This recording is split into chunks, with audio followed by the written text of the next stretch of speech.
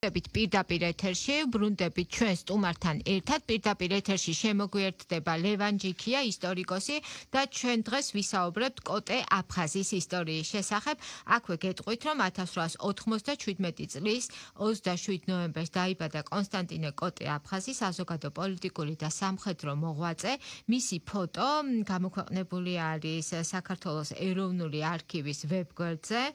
და ფოტოზე კოტე აფხაზი და მისი მეუღლე ელენე იოსელიანი არიან. გენერალ-მაიორი კოტე აფხაზი იყო საქართველოს ეროვნული საბჭოს წევრი, ეროვნულ-დემოკრატიული პარტიის ერთ-ერთი დამფუძნებელი და ამ პარტიის ერთ-ერთი თავმჯდომარე. მისი საინცხოვრების შესახებ უფრო დეტალურად მოგვიყვება ჩვენი სტუმარი ბატონი ლევანი. ბატონ ლევან, მოგესალმებით და დიდი მადლობა რომ ხართ ჩვენი გადაცემის სტუმარი. და აქვე ვიტყვი, სანამ უფრო გადავალთ დეტალურად, რომ კოტე აფხაზი საქართველოს დამოუკიდებლობის აღდგენისათვის ბრძოლა შეეწირა და ის თანამებრძოლებთან ერთად 1923 წლის 20 მაისს დღევანდელი ვაკის პარკის ტერიტორიაზე დაახვრიტეს და საარქივო დოკუმენტებმა შემოგვინახა მისი უკანასკნელი სიტყვები, რომ მოვკვდები სიხარულით, რადგან ღირსი გავხდი საქართველოს სამსხვერპლოზე ზვარაკვათ მიტანისა, ჩემი სიკვდილის გამარჯვებას მოუტან საქართველოს. ხო, ეს არის რაღაცნაირი ისტორიული და ეპოქალური სიტყვები და თვითონაც იყო გამორჩეული პიროვნება. ბატონ ლევან, მოდით მოგვიყვებით საინტერესო დეტალები მისი ცხოვრებიდან. მოგესალმებით, მივესალმები რადიო მსმენელს, მადლობა ჩართვის შესაძლებლობისთვის. თქვენ კოტე აფხაზზე საუბრობდით, ეს იყო გამორჩეული პიროვნება საქართველოს უახლეს ისტორიაში, მე-20 საუკუნის 10-იან წლებში სამი უმნიშვნელოვანესი მოვლენა მოხდა საქართველოს ისტორიაში. პირველი ეს იყო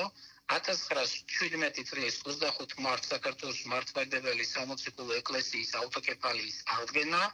მეორე 1918 წლის 8 თებერვალს თბილისის სახელმწიფო უნივერსიტეტის დაფუძნება და მესამე 1918 წლის 26 მაისს აღდგა საქართველოს სახელმწიფოებრივი დამოუკიდებლობა. სამივე ამ უმნიშვნელოვანეს მოვლენაში აქტიურად იყო ჩართული გენერალი კონსტანტინე კოტე აფხაზი, რომელიც მოგეხსენებათ იყო ილია ჭავჭავაძის ძიშვილი. არც ერთი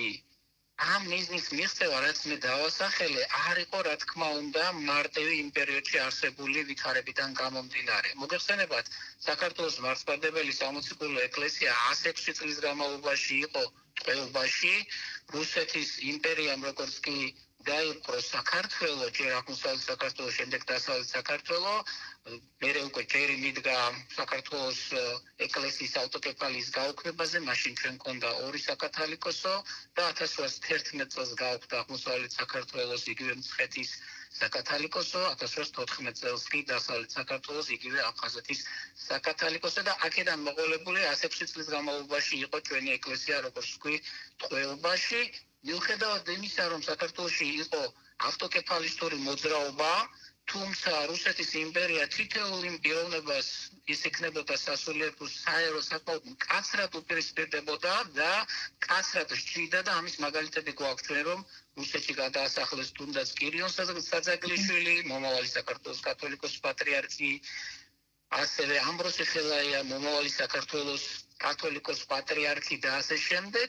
და საბედნიეროდ მოხდა უმნიშვნელოვანესი მოვლენა 1917 წლის თებერვალ-მარტში რუსეთში დაემთხვა მეფის ხელისუფლება, რუსეთში ხელისუფლებაში მოვიდა დროებითი მთავრობა და ამან შესაძლებლობა მისცა ქართულ სასულიერო და საერო პირებს კვლავ დაეყენებინათ საქართველოს ავტოკეფალიის აღდგენის საკითხი და საბედნიეროდ მცხეთაში დაგვირგვინდა კიდეც ეს პროცესი. თუმცა რა თქმა უნდა ეს მარტივი არ იყო, რადგანაც საქართველოში იმყოფებოდა ექსარქოსი, რომელსაც ემორჩილებოდა რუსის ჯარი, ეს ექსარქოსი გახლავთ პლატონ როჟდენსტვენსკი, რომელიც ამბობდა, რომ ხელი არ მახლოთ, თორემ რუსის ჯარი მზად არის ჩემს ნებისმიერ დაძახელზე აქ სისხლი დაღვაროსო და სასულიერო პირები აქ მარტონი არ იყვნენ ამ ბრძოლაში. მათ გვერდით როგორც ვთქვი, საერო პირებიც ედგნენ, ასე მხოლოდ სეპარატულად მათი ბრძოლა ალბათ მიზანს ვერ მიაღწევდა, რო არ ქონოდა საერო პირებისგან საკმაოდ დიდი მხარდაჭერა და სწორედ კოტე აფხაზს ხედავთ ჩვენ ამ უმნიშვნელოვანეს ბრძოლაში. ასე რომ საქართველოს მართლმადიდებელი სამოციქულო ეკლესიის ავტოკეფალიის აღდგენაში სხვა სასულიერო თუ საერო პირებთან ერთად კოტე აფხაზის ღვაწლი არის საკმაოდ დიდი. შემდეგში ჩვენ ასევე დავასახელეთ თბილისის სახელმწიფო უნივერსიტეტის დაარსება, ესეც არ იყო მარტივი საქმე, თქვენ იცით ქართველებმა რამდენჯერმე დააყენეს უნივერსიტეტის დაარსების საკითხი, თუმცა ამას რუსეთის ხელისუფლებამ მტრულად უყურებდა როგორც წესი, მათ არ აწყობდათ საქართველოში ქართული უნივერსიტეტის დაარსება, თუ კი დაარსდებოდა აქ უნივერსიტეტი, აუცილებლად ის რუსული უნდა ყოფილიყო, რადგანაც ქართული უნივერსიტეტი რუსიფიკაციის პროცესს, რომელიც საქართველოში მიმდინარეობდა, ხელს შეუშლიდა. თუმცა იოანე ჯავახიშვილისა და მისი თანამოაზრეების საკმაოდ ენერგიული ბრძოლის შედეგად მოხერხდა თბილისში უნივერსიტეტის დაარსება და აქაც ხედავ ჩვენ კონსტანტინე აფხაზს, რომელიც საკმაოდ მნიშვნელოვან როლს ასრულებს ამ პროცესში და მესამე ყველაზე მთავარი, რომელიც ამ პროცესების დამაგვირგვინებელი იყო 1918 წლის 26 მაისს, როგორც თქვით, აღდგა საქართველოს სახელმწიფოებრივი დამოუკიდებლობა, თუმცა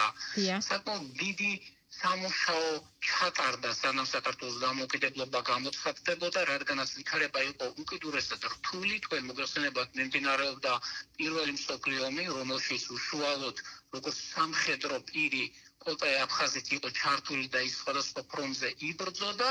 და ძალიან დიდი შანსი იყო იმისა, რომ ოსმალეთს, რომელსაც გარკვეული ტერიტორიული პრეტენზიები გააჩნდა საქართველოს მიმართ, დაეპყრო საქართველო, ამიტომ დამოუკიდებლობის გამოცხადება არ იყო მარტივი საკითხი. ძალიან ბევრ საკითხზე უნდა დაფიქრებულიყვნენ ქართველი პოლიტიკოსები და ეს ასეც ხდებოდა და ამიტომ დროში დაიწყება ეს პროცესი. თუკი 1917 წელს მოხერხდა ავტოკეფალიის აღდგენა, დამოუკიდებლობის გამოცხადებას კიდევ ერთი წელი დასჭირდა და აი ამ მოსამზადებელ სამუშაოებში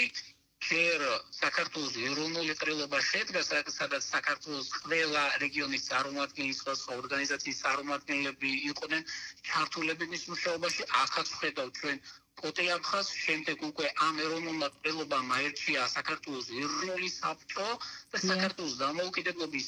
გამოცხადების სათავეებთან იდგა სწორედ ეს საქართველოს ეროვნული საბჭო, შემუშავდა საქართველოს დამოუკიდებლობის აქტი და ამ აქტის ერთ-ერთი ხელმომწერი გახდა და ხელმომწერი. რა თქმა უნდა, ყველაზე მთავარია, რომ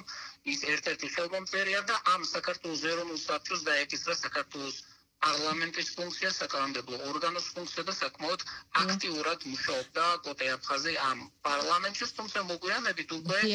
საარჩევნო კანონმდებლობა შემუშავდა და ჩატარდა დამფუძნებელი კრების იგივე პარლამენტის არჩევნები, თუმცა აქ უკვე ვეღარ მოხდა ამ პარლამენტში კოტე აფხაზი, თუმცა ის თავის საზოგადოებრივ მოღვაწეობას მაინც აგრძელებდა, ის მნიშვნელოვან როლს ასრულებს ასევე ქართული შეარაღებული ჯარის ქართული შეარაღებული ძალების მშენებლობაში, მოგეხსენებათ ის საკმაოდ გამოცდილი სამხედრო იყო, ასე რომ საქართველოს დამოუკიდებლობის წლებშიც ის საკმაოდ აქტიურ სახელმწიფო თუ საზოგადოებრივ მოღვაწეობას ეწეოდა. ბატონ ლევან, როგორც ისტორიკოსები ამბობენ, ის იყოს ნეობრივი გმირი, ხო, ჩვენთვის ცნობილი არის ისტორია, როდესაც უკვე ბოლო წლებზე მაქვს საუბარი, ბოლო თვეებზე, როდესაც მას რეალურად ემუქრებოდა საფრთხე და მან უარი თქვა საქართველოს დატოვებაზე. ის მან ასეთი პასუხი უთხრა იმ კეთილმოსურნეებს, რომლებმაც შესთავაზეს, რომ გამოენებინა ბოლო შესაძლებლობა და წასულიყო საქართველოდან, რომ ომის დროს გენერალი თავის სამშობლოს არტოვებს. დიახ, ეს ერთი მაგალითი დაასახელეთ თქვენ მისი ზნეობრივი ვაჟკაცობისა, თუმცა ასეთი არაერთი ფაქტი გვაქვს ჩვენ, თუნდაც სიკვდილის წინ მისი სიტყვები, რომელიც ასევე თქვენ გადაცემის თავში ახსენეთ, ამას ადასტურებს. მოგეხსენებათ 1921 წლის თებერვალ მარსში საბჭოთა რუსეთმა დაიპყრო საქართველო და საქართველოში დამყარდა საბჭოთა რეჟიმი, ძალიან ბევრმა პოლიტიკოსმა დატოვა საქართველო, თუმცა როგორც თქვენ აღნიშნეთ, კონსტანტინე აფხაზი დარჩა საქართველოში და ამ გადაწყვეტილების მიზეზიც უკვე ფაქტობრივად თქვენ დაასახელეთ, მას საქართველოს გარეშე თავისი მოღვაწეობა ვერ წარმოედგინა და შეეწირა. და ქუჩაში დადიოდა თავისუფლად, აი ცხოვრების ბოლო დღეებს თუ გადავხედავთ, როდესაც მას რეალურად ემუქრებოდა, ხო, საფრთხე. და ეს ყველა მიცოდა. ყველა ცნობდა, რა თქმა უნდა, თავისი წარმომავლობიდან გამომდინარე, თავისი საქმიანობიდან გამომდინარე, წარმოსადეგი ადამიანის იყო შესახედაობით და ძალიან ადვილად ხელშესაცემი მოდიასი ვთქვა, თუმცა საქართველოს საგანგებო კომისიას და ამიერკავკასიის საგანგებო კომისიას ჰქონდათ პერიოდულად ინფორმაციები საქართველოში მყოფი პოლიტიკოსების შესახებ, მათ ყველა პოლიტიკურ პარტიაში ყავდათ აგენტ ინფორმატორი შეგზავნილი და იქიდან იღებდნენ გარკვეულ ინფორმაციას და რა თქმა უნდა კონსტანტინე აფხაზის საქმიანობის შესახედაც მათთვის ცნობილი იყო, ამიტომაც ამიერკავკასიის საგანგებო კომისიამ იგივე ზაგჩეკამ 1923 წლის 3 მარტს გასცა მისი დაპატიმრებისა და მისი სახლის შხრეკის ორდერი და მართლაც 1923 წლის 3 მარტს ბებუთოვის 46 ნომერში საკუთარ სახლში ის დააპატიმრეს, ამოიღეს საყოფად ცხოვრებო ნივთები რაღაცა როგორც იყო წვერსაფარსი და ასე შემდეგ და ის გადაიყვანეს ამიერკავკასიის საგანგებო კომისიის საპატიმროში, სადაც რამდენჯერმე მოხდა მისი დაკითხვა. რა თქმა უნდა, მან არ უარყო, რომ ის საქართველოს ეროვნულ-დემოკრატიული პარტიის წევრი იყო, ასევე არ უარყო იმან, რომ იყო საქართველოს დამოუკიდებლობის კომიტეტთან არსებული სამხედრო ცენტრის წევრი და ასევე სხვა დაკავებულებმაც ჩვენებაში მასზეც მიუთითეს, რომ ის იყო ამ ორგანიზაციის წევრი, ასე რომ მას არ უარყვია თავისი წევრობა ამ ორგანიზაციის და ეს უკვე საკმარისი იყო საბჭოთა ხელისუფლებისთვის, რომ მისთვის სასიკვდილო განაჩენი გამოეტანა, თუმცა როგორც ამბობენ, თავიდან უნდათ, რომ კოტე აფხაზთან ერთად დაპატიმრებული კიდევ 14 ქართველი ოფიცერი სასამართლოზე წარედგინათ და ეს საჩვენებელი სასამართლო პროცესი ყოფილიყო, თუმცა იმდენად უსუსური მტკიცებულებები ჰქონდათ, რომ ამით უხერხულ მდგომარეობაში ჩაიგდებდნენ თავს და ამიტომ გადაწყვეტა სასამართლოს გარეშე სპეციალურად შექმნილ კომისიას მიიღო ამ 15 ოფიცერზე გადაწყვეტილება და მართლაც მათ 15-ს გამოუტანეს დახვრეტის განაჩენი და ჩვენთან შემონახულია საქართველოს ეროვნულ არქივში ერთი დოკუმენტი, სადაც საუბარი არის იმ უკანასკნელ სიტყვებზე განაჩენის გამოტანის შემდეგ, რომ თქვეს ამ ოფიცრებმა და მათ შორის კოტე აფხაზმა. გვერდით საკანში იმყოფებოდა ერთ-ერთი პატიმარი, რომელმაც თავისი ყურით მოისმინა და შემდეგ გარკვეული ჩანაწერი გააკეთა და ასე აღმოჩნდა ის საქართველოს ემიგრანტული მთავრობის ხელში ეს უკანასკნელი სიტყვებით, რაც წარმოთქვეს ამ ოფიცრებმა.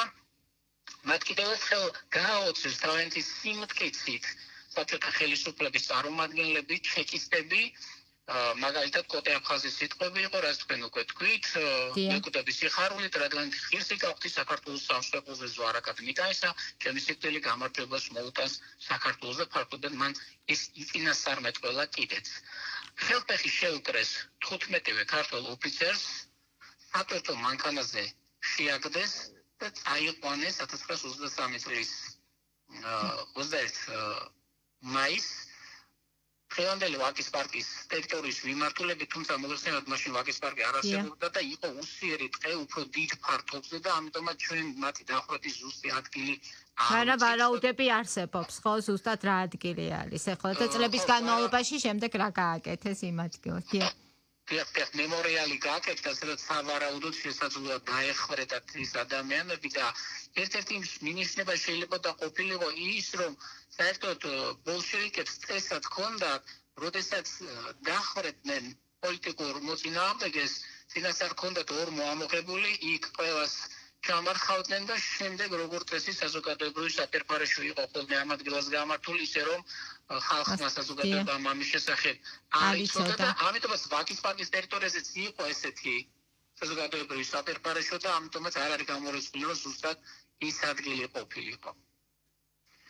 ჩვენ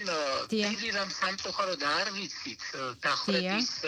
უშუალოდ პროცესზე, მაგრამ შეგვიძლია ვივარაუდოთ, ჩვენ ვიცით სხვა დროს როგორ ხდებოდა, როგორ ხვდებით ხოლმე ადამიანებს და ამ თვალსაზრისით ჩვენებები გვაქვს ხოლმე თვითონ ჩეკისტებისას. მაგალითად, მათ წესად ჰქონდათ 40 წინ გაამწვრივებდნენ დასახვრეტად გამზადებულ ადამიანს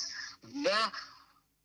ეფაში ესროდნენ ტყვიას. თითო პატიმრისთვის მხოლოდ ერთი ტყვია იყო. განკუთვნილი, რადგან ისინი ტყუებსაც უფრთხილდებოდნენ და გასახვრეთი ადამიანიც ბევრი იყო, აქედან გამომდინარე, მხოლოდ ერთი ტყვია იყო განკუთვნილი ერთი პატიმრისთვის, ესროდნენ კეფაში და დასახვრეთად გამზადებული თვითონ გადავარდებოდა ორმოში და მერე მიაყრებდნენ მიწას. იყო შემთხვევები, როდესაც მიუხედავად იმისა, რომ კეფაში ესროდნენ ადამიანებს, ჯერ კიდევ ცოცხალი ყოფილიყო და ერთ-ერთ ჩეკის, რომელიც მოგვიანებით მხრეტავ ადამიანს კითხეს, ის თვითონ სხვა ლოთობის სხვა რაღაცისთვის დააპატიმრეს და საკანში რო აღმოჩნდა პატიმრებმა კითხეს ბევრ რაღაცაზე, მათ შორის კითხვა დაუსვეს, რომ კი, მაგრამ ხო შეიძლება ადამიანი ჯერ კიდევ ცოცხალი ყოფილიყო, რომ თქვენ მიწას აყრებთ და მისი პასუხი ამაზე იყო ასეთი, რომ მე რა ის რამდენიმე საათში ხო მაინც მოკვდებოდაო. აი ეს იყო მისი პასუხი. აი ეს იყო ფაქტობრივად საბჭოთა ხელისუფლების სახე და პასუხი ჩეკისტმა სხვა პატიმარს გასცა ამ კითხვასთან დაკავშირებით და შეგვიძლია ჩვენ ვივარაუდოთ, რომ ალბათ ამ 15 ქართველი ოფიცრის და მათ შორის კოტე აფხაზის ბოლო წუთები სწორედ ასეთი იქნებოდა. სხვათა შორის მინდა გითხრათ, რომ ერთი ასეთი გადმოცემა არსებობს, რომელსაც რა თქმა უნდა პირდავადასტურებთ, რომ 15 ქართულ ოფიცერს, როგორც კი ვაკის პარკის ტერიტორიაზე გაიყვანეს, ჰქონდათ იმედი, რომ ქაკუცა ჩოლოყაშვილი თავისი შეღებული რაზმით მოუახლოვდებოდა მათ და მათ დახსნას შეძლებდა. და ამიტომაც თითქოს და გაქცევას საათეს არსებობს ესეთი ვერსია და აი ამ დროს უკლები ყველანი დახურეთესო, თუმცა ამ ინფორმაციას როგორც თქვი ვერ დავადასტურებთ სამწუხაროდ. ძალიან მძიმე ისტორიების მოსმენა, ძალიან მძიმე ისტორიას გვიყვებით, მაგრამ აუცილებელია ამ ისტორიების გახსენება, იმიტომ რომ მნიშვნელოვანია, რომ ვიცოდეთ თუ რა გზა გაიარა საქართველოს დამოუკიდებლობისათვის და სწორედ ასეთმა ადამიანებმა მოიყვანეს დამოუკიდებლობა და ჩუქეს საქართველოს უმნიშვნელოვანესი წლები. კოტე აფხაზ, რაც შეეხება თქვენ გადაცემის დასაწყისში აღნიშნეთ, რომ ის იყო ილია ჭავჭავაძის ძიშვილი და ის იყო მრავალმხრივი, ხო? მრავალმხრივი პიროვნება. მას ჰქონდა საოჯახო განათლება მიღებული, ის სწავლობდა კადეტთა სასწავლებელშიც და ასევე ის მუშაობდა ბანკშიც. ეს არის ნაკლებად ცნობილი ფაქტი მისი ცხოვრებიდან, ხო, საზოგადოებისთვის მრავალფერო კარგი სამხედრო განათლება ჰქონდა მიღებული, ჯერ თბილისში სწავლობდა, როგორც თქვენ აღნიშნეთ, შემდეგში ის უკვე პეტერბურგში აგრძელებს სწავლას და საკმაოდ მაღალი ჩინით, პოდპორუჩიკის ჩინით ბრუნდება და მოგვიანებით კი მისი კიდევ უფრო მეტად დაწინაურება ხდება სამხედრო თვალსაზრისით და გენერალ-მაიორის წოდებას იღებს და როგორც აღნიშნე, ის პირველ მსოფლიო ომში სხვადასხვა ფრონტზე იბრძოდა და საკმაოდ მამაცურად და ვაჟკაცურად იბრძოდა. ასევე ის, როგორც თქვენ აღნიშნეთ, თბილისის სათავადაზნაო ბანკში მუშაობდა და სხვათა შორის ამ ბანკის ქონება საქართველოს დამოუკიდებლობის გამოცხადების წინ მან მთლიანად უსახსოვრა ქართველ ერს. როგორც ამბობენ, ეს საკმაოდ სოლიდური თანხა იყო, დაახლოებით 68 მილიონ ფრანკის ღირებულების ქონებაზე არის საუბარი, აქ შედიოდა შენობები, უძრავქმენები და ასე შემდეგ და ამითი გარკვეული საფუძვლები შეუქმნა მოგვიანებით უკვე საქართველოს დემოკრატიული რესპუბლიკის ეკონომიკას, შეიძლება ასე ვთქვა და აი ამ თვალსაზრისითაც უანგაროდ ემსახურებოდა ქვეყანას კოტე აფხაზი მაშინ, როდესაც უკვე საბჭოთა პერიოდში მას როგორც ჩანს ძალიან უჭირდა და ამ თვალსაზრისით საინტერესოა ის ანკეტა, რომელიც მისი დაპატიმრების შემდეგ შეავსეს. რამდენიმე გრაფა არის და მათ შორის ერთი გრაფა არის, რით ირჩენდა ის თავს ადრე და რით ირჩენდა ის თავს იმ პერიოდში. ადრინდელზე მითითებულია, რომ ის თავს ირჩენდა ხელფასით, ხოლო იმ პერიოდში თავს ირჩენდა სხვადასხვა ნივთების გაყიდვით. აი, შეგვიძლია წარმოვიდგინოთ, თუ როგორ მძიმე მდგომარეობაში იმყოფებოდა ეს ადამიანი საბჭოთა პერიოდში, თუმცა როგორც თქვენ აღნიშნეთ, მათ საქართველოს დატოვება არც კი უფიქრია და შეეწირა ბოლომდე საქართველოს ინტერესებს. და კიდევ ერთხელ გავიმეორებთ ამ სიტყვას, როგორც ისტორიკოსები, თქვენი კოლეგები ამბობენ და აღნიშნავენ მასე და დარწმუნებული ვარ თქვენც ეთანხმებით ამას, ის იყო ზნეობრივი გმირი. რა თქმა უნდა, მისი მთელი ცხოვრება, მისი უკანასკნელი ნაბიჯები, მისი უკანასკნელი სიტყვები ამის ნათელი დადასტურება არის და ძალიან მისასალმებელია ის, რომ გასულ წელს 15 ქართველი ოფიცრის დახვრეტიდან 100 წლის თავზე 15-ვე მათგანი საქართველოს ირონული გმირად შეირაცხა და ისინი ნამდვილად რა თქმა უნდა ამას იმსახურებენ და ძალიან სამწუხარო რომ დღეს ჩვენ ამ ადამიანების საფლავის კი არ ვიცით. ძალიან დიდი მადლობა ბატონ ლევან საინტერესო საუბრისთვის. შევახსენებ ჩვენს მსმენელებს, რომ პირდაპირ ეთერში გვერდებოდა ლევან ჯიქია ისტორიკოსი და ჩვენ საუბრობდით კოტე აფხაზის შესახებ.